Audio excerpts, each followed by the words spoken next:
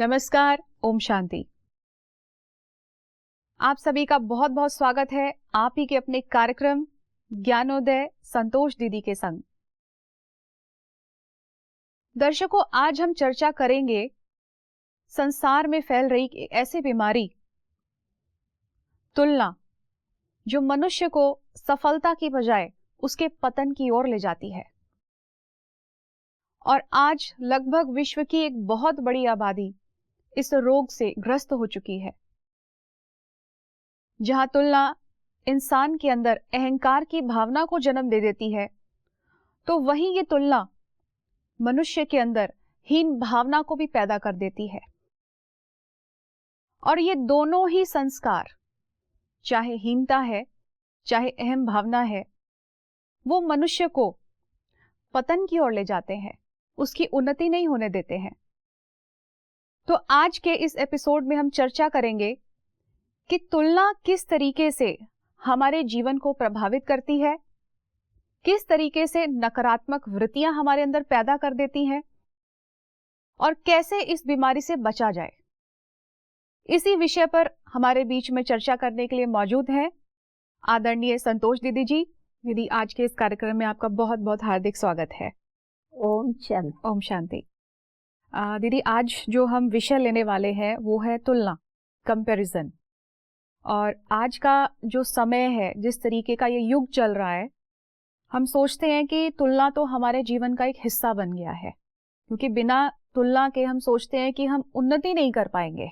लेकिन यही तुलना जो है आज किस तरीके से घातक होती जा रही है, नकारात्मक वृत्तियों को जन्म दे रही है, आज इसी विषय पर हम चर्चा करेंगे।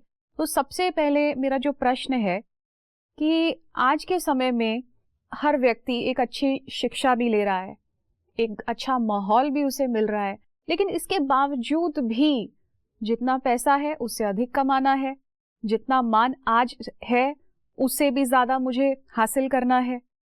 तो ये जो बातें हैं, ये जो हम कंपेयर करते हैं एक दूसरे के साथ, ये क्या कारण है कि सब कुछ होते हुए भी फिर हम उस होड़ में लगे हुए हैं कि मुझे उससे ज्यादा अच्छा बन के दिखाना है, मुझे उससे ज्यादा श्रेष्ठ बनना है।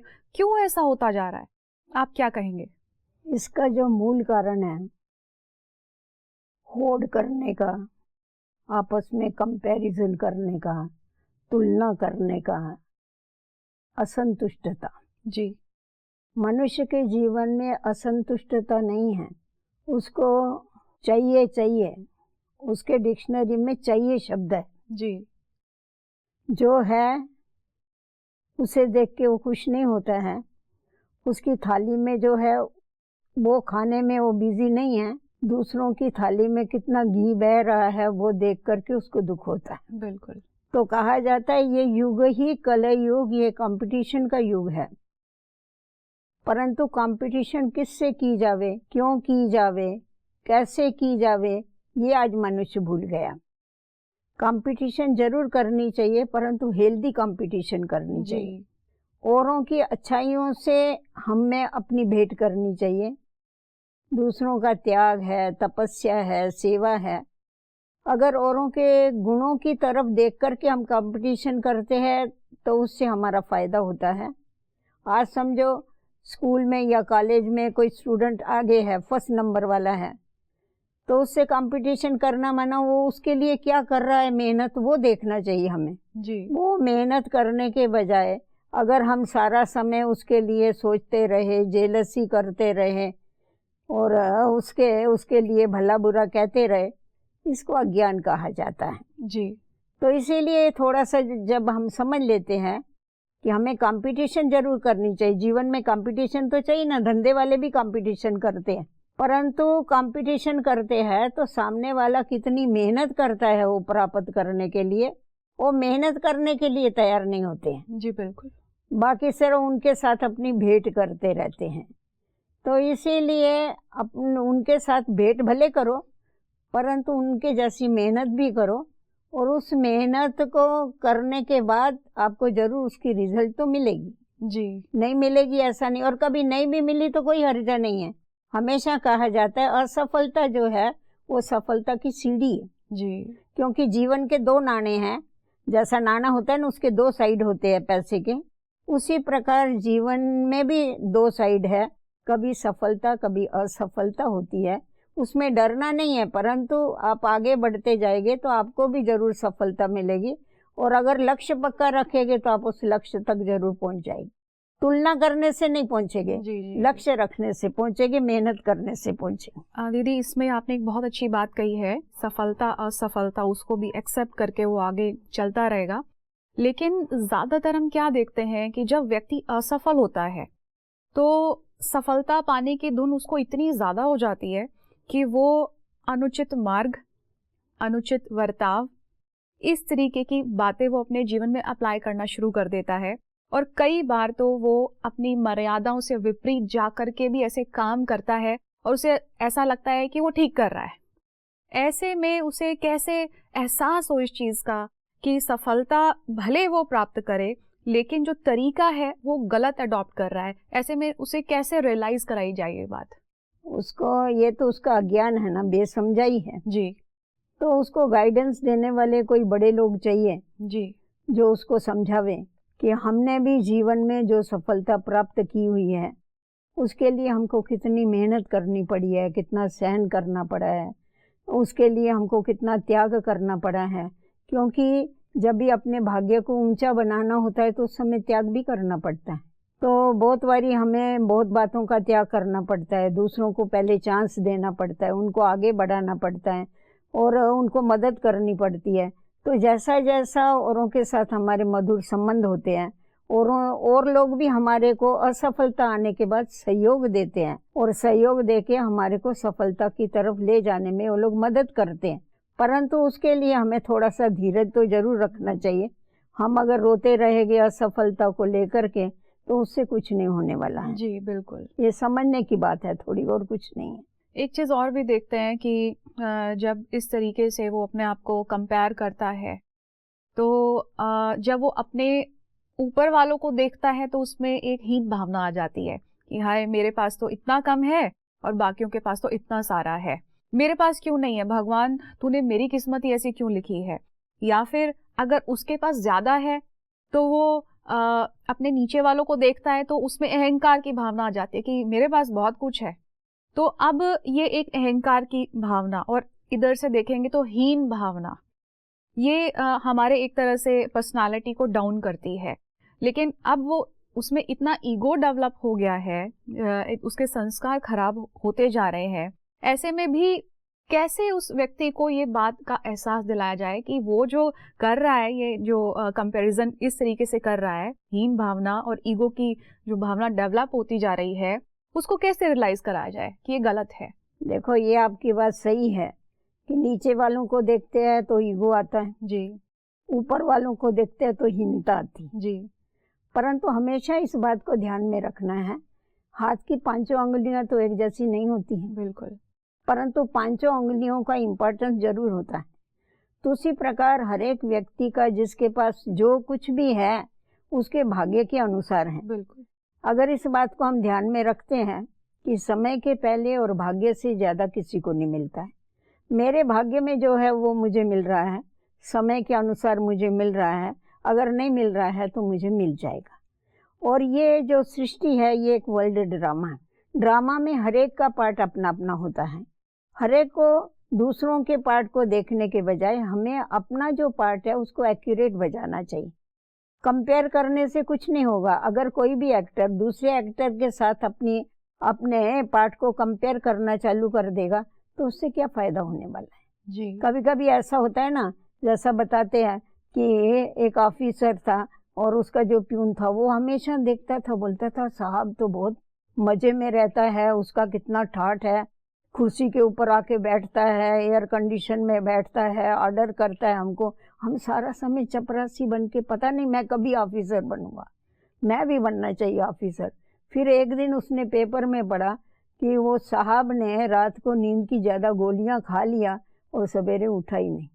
तभी उसको अच्छा लगा, अरे मैं चपरासी हूँ वो ही अच्छा है जी। हाँ, ये साहब तो बना, एयर कंडीशन की हवा तो खाई पर इसके अंदर तो कोई, उसकी कंडीशन तो बड़ी खराब थी। जी। तो ये वो लोग भूल जाते हैं कि बड़ा होना बड़ा दुख पावना। जी। बड़ा तो बन गया परंतु दुख तो उसको कितना मिल गया। तो इसीलिए जिसका जो है पार्ट इस ड्रामा के अंदर, उसको अगर हम समझ के साक्षी होकर के उस पार्ट को अगर प्ले करते हैं, तो हमारे को किसी से कंपटीशन करने की जरूरत नहीं। कहा जाता है तुम रीस नहीं करो, रेस करो। बिल्कुल।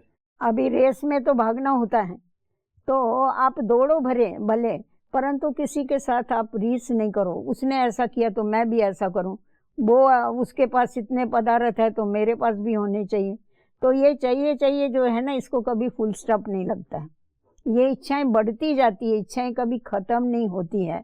इसीलिए कहा जाता है इच्छा कभी मरती नहीं है, इच्छा अमर है जी। इसीलिए ये हद की जो इच्छाएं हैं, टेम्पररी वस्तु पदार्थ के लिए जो इच्छाएं पैदा होती है, इन इच्छाओं से दूर होकर के हमारे को अपने अंदर अच्छाई को धारण करना है। जिसमें इच्छा होगी वो कभी अच्छा नहीं बन सकता है। तो मुझे अगर अच्छा बनना है तो मुझे ये हद की इच्छाओं को तो जरूर छोड़ना ही पड़ेगा। जी बिल्कुल।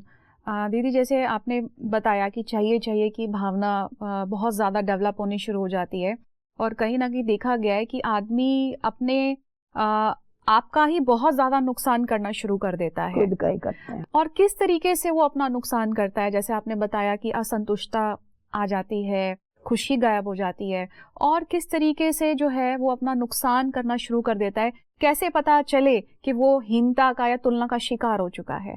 डिप्रेशन में चले जाते हैं। बिल्कुल। डिप्रेशन में चले जाएंगे, कितनों को मेंटल डिसीज हो जाती है। हाँ, और फिर एक तरफ हीनता की भावना आ गई अथवा ईगो आ गया तो दूसरे विकार भी आ जाते हैं। क्रोध बढ़ जाता है, सारा समय क्रोध में खुद भी जलते हैं, औरों को भी जलाते हैं, अशांति पैदा करते हैं। जिससे भी बात करेंगे तो प्रेम से बात नहीं कर सकते, क्योंकि अंदर में खिचखिच होती रहती है, अरे मेरे को ये नहीं मिला, मेरे को ये नहीं मिला। तो उसके कारण क्या होता है, संतुष्टता न होने के कारण उनके जीवन में असंतुष्टता होने कारण असंतुष्टता का वातावरण पैदा करते हैं जी। जिसके कारण उनकी सुख शांति तो गायब होती है, पर परिवार की भी सुख शांति गायब होती है। सिर्फ परिवार की नहीं होती है, फिर आसपास वालों का भी उसके ऊपर असर होता है। तो हम जैसा बर्ताव करते हैं ना, उसका इफेक्ट सबके ऊपर होता है। इसीलिए हमें हमेशा ये ध्यान रखना चाहिए कि हमारा जो बर्ताव है, हमारा जो व्यवहार है, वो अच्छा बनाना चाहिए। और उसके लिए हमारे को व्यवहार और परमार्थ इसका बैलेंस रख के चलने की आवश्यकता है। मनुष्य व्यवहार की तरफ ध्यान देता है तो परमार्थ भूल जाता है, अगर परमार्थ की तरफ ध्यान देता है तो व्यवहार भूल जाता है। इसके कारण अनबैलेंस होने के कारण ये स्थिति होती है जी। परंतु अगर बैलेंस रख के चलेंगे व्यवहार और परमार्थ का, तो कभी भी ये स्थिति नहीं होगी। एक तरफ आप भले ये विनाशी कमाई है, विनाशी पदार्थ है, वो तुम्हारे को जितनी आवश्यकता है उतने भले तुम इकट्ठे करो, परंतु साथ साथ में आत्मोन्नति का भी तो थोड़ा ध्यान रखिए। बिल्कुल। आज मनुष्य आत्मोन्नति का ध्यान नहीं रखता है। आज ये सोचता है मेरे मरने के बाद मेरे बच्चों को ये मिलना चाहिए, 7 पीढ़ी के लिए कमा के रखेगा, पर खुद के एक जन्म के लिए, आगे के लिए भी कोई पुरुषार्थ नहीं करता। तो दूसरों के लिए सोचते हैं, खुद के लिए नहीं सोचते हैं, इसीलिए ये हालत होती। तो आपने जैसे बताया कि स्व उन्नति के बारे में सोचना चाहिए, तो इस संस्कार से जब तुलना का व्यक्ति शिकार हो जाता है, उसे जब एहसास होने लगता है कि सेल्फ डेवलपमेंट ही उसकी जीवन में आगे बढ़ने का साधन है, इस संस्कार से वो मुक्त कैसे हो सकता है? कोई ऐसी इजी टिप्स हो जिससे वो अपने आप को इजीली रिलीज कर सके ऐसे संस्कारों से?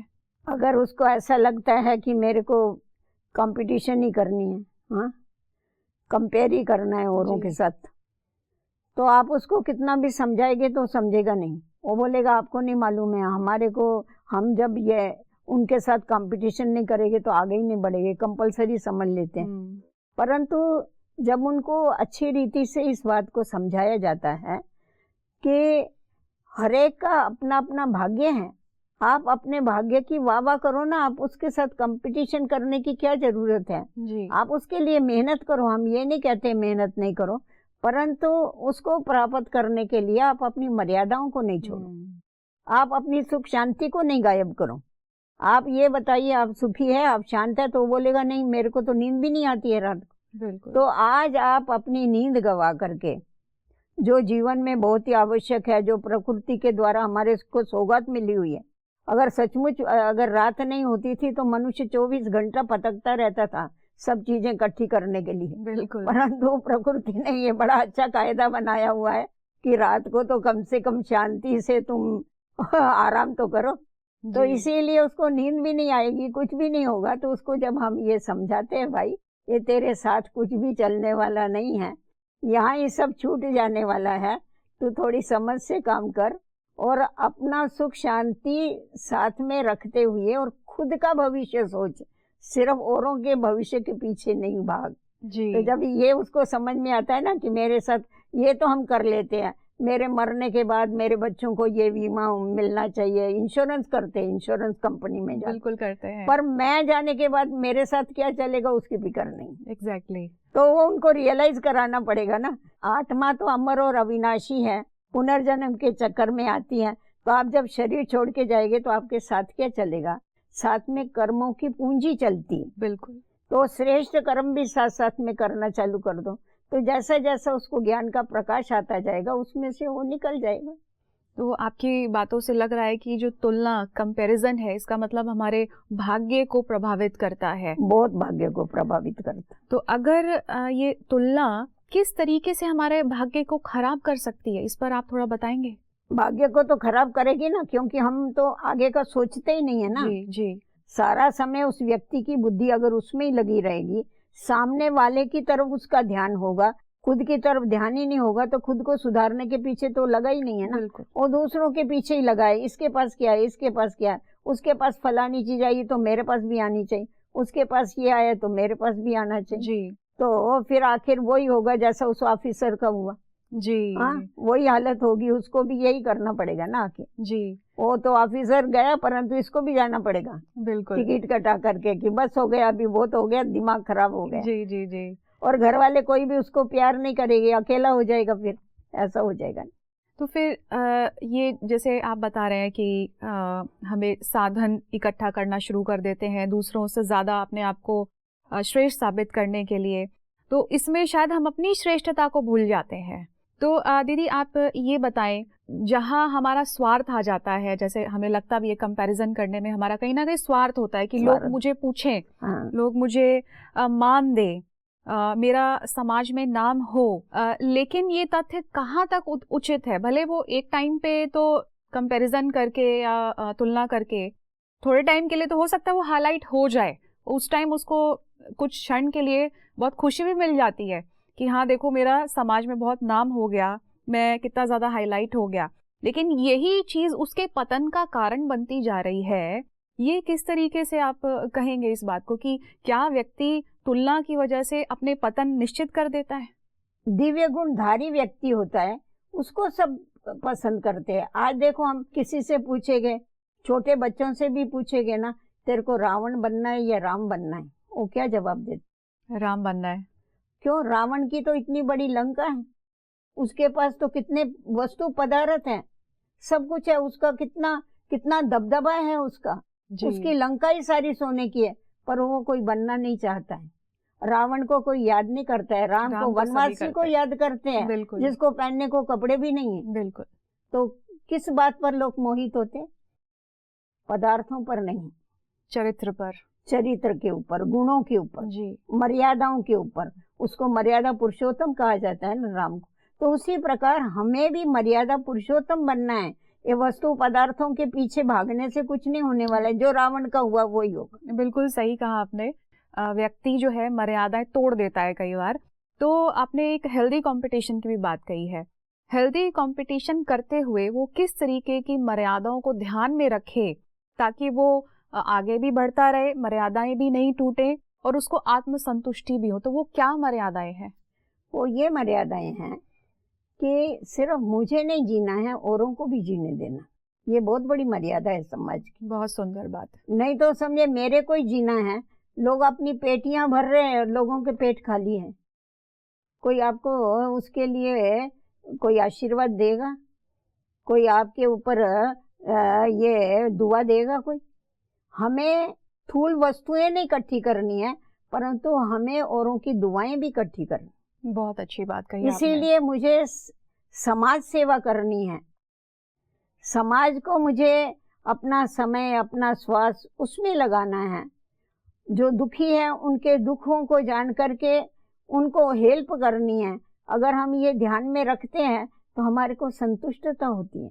आज आप समझो एक कोई अंधा रोड क्रॉस कर रहा है और सामने से कोई कार आ रही है, आप उसको हाथ पकड़ के रोड क्रॉस करा देते, आपको कितनी संतुष्टता होती है? होती है, नहीं होती? कितनी दुआएं भी मिलती हैं। कितनी दुआएं मिलती।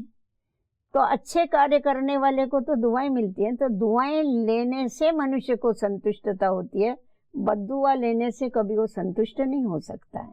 तो आज औरों को दुखी करके, उनसे छीना झपटी करके और अमर्यादाएं, अपनी मर्यादाएं छोड़ करके समाज की, और अगर हम ये सारा इकट्ठा करना चालू कर देंगे तो उससे कुछ फायदा नहीं होगा बहन, उससे तो दुखी होने वाले। तो बहुत अच्छी बात आपने कही दीदी कि जहाँ मर्यादा में रह करके हम अपनी उन्नति करते हैं तो सुख को प्राप्त करते हैं, और जहाँ मर्यादाओं को तोड़ते हैं तो वहाँ दुख की प्राप्ति अपने आप ही कर्मों की फिलॉसफी के अकॉर्डिंग अपने आप ही होती है। तो दीदी आपने इतनी अच्छी चर्चा की है आज और इतनी गहरी बातें बताई हैं कि आदमी अपने आप को कैसे कंपैरिजन से, तुलना से मुक्त कर सकता है और किस तरीके से घातक सिद्ध हो सकती है हमारे जीवन के लिए। तो इस चर्चा के लिए, प्रकाश डालने के लिए आपका तहे दिल से बहुत बहुत शुक्रिया। ओम शांति। ओम शांति बहन। तो दर्शकों, आज की इस चर्चा में हमने जाना कि तुलना, कंपैरिजन किस तरीके से हमारे अंदर ईर्ष्या की भावना को पैदा करती है, और जहां ईर्ष्या मन में आ गई वहां असंतोष अपने आप ही आ जाता है, और जहां असंतोष आ गया वहां जीवन से खुशी और चैन स्वतः ही गायब हो जाता है। तो ये बहुत अधिक महत्वपूर्ण बात है कि हम जीवन में जहां पर भी हैं, जैसे भी हैं, संतुष्ट रहे, और जीवन के अंदर चीजों को बटोरने से ज्यादा उचित है कि हम स्वयं को श्रेष्ठ बनाएं, अपनी स्व उन्नति पर ध्यान दें, तभी हमारा जीवन और भविष्य बहुत सुंदर हो सकता है। इस विषय को हम यही समाप्त करते हैं। अगले एपिसोड में फिर से हाजिर होंगे। तब तक के लिए नमस्कार। ओम शांति।